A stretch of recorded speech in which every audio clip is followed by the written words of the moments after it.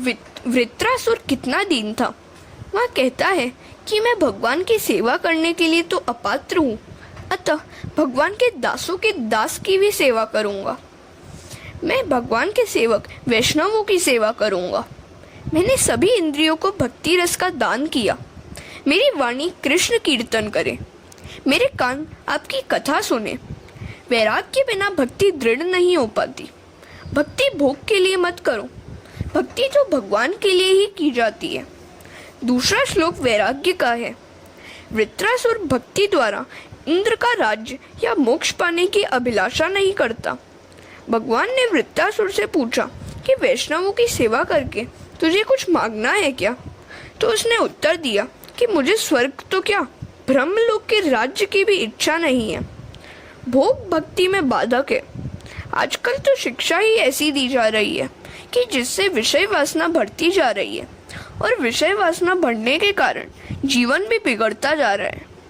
वृत्रासुर कहता है कि मेरी तो कोई इच्छा नहीं है, मैं तो आपकी सेवा करना चाहता हूँ, आपके ही उपयोग में आना चाहता हूँ। पहले श्लोक में वृत्रासुर की शरणागति है और दूसरे श्लोक से उसका वैराग्य प्रकट होता है। ज्ञानी शरणागति के 3 भेद मानते हैं। नाथ, मैं आपका हूँ। परमात्मा द्वारा अपनाए जाने पर जीव मानता है कि ठाकुर जी मेरे हैं, भगवान मेरे हैं। ऐसे भाव के उदय होने पर अनुभव होता है कि जगत में अब और कुछ भी नहीं है। ज्ञान और वैराग्य के बढ़ने पर सब कुछ भगवान में ही लगता है। मेरापन चला जाता है।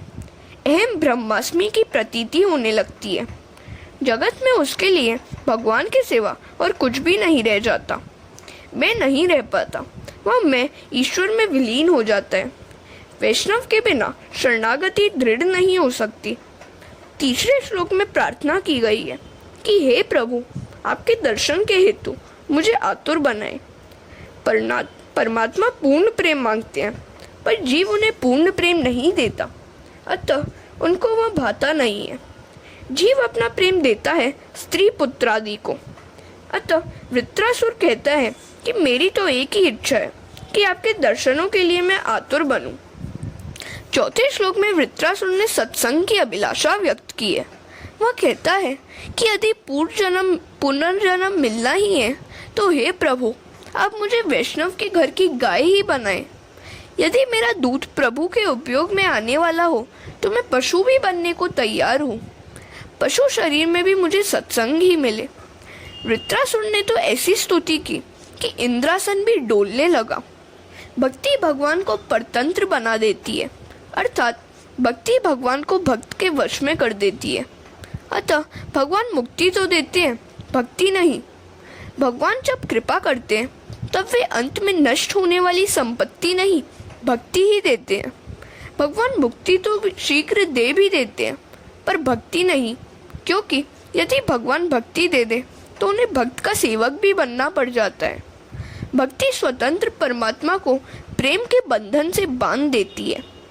स्तुति के समाप्त होने पर इंद्र ने वृत्रासुर का वध किया। वृत्रासुर के शरीर में से निकला हुआ तेज भगवत शरीर में विलीन हो गया। भगवान ने वृत्रासुर का उद्धार किया। छठे स्कंद में पुष्टि लीला का वर्णन है। भगवान ने वृत्रासुर को पुष्टि भक्ति प्रदान की, अर्थात उस पर कृपा की। परीक्षित ने पूछा, ऐसे महान भक्त होने पर भी वृत्रासुर को राक्षस योनि में क्यों जन्म लेना पड़ा?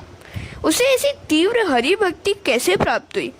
उसका पूर्व वृतांत क्या है? हरे कृष्णा।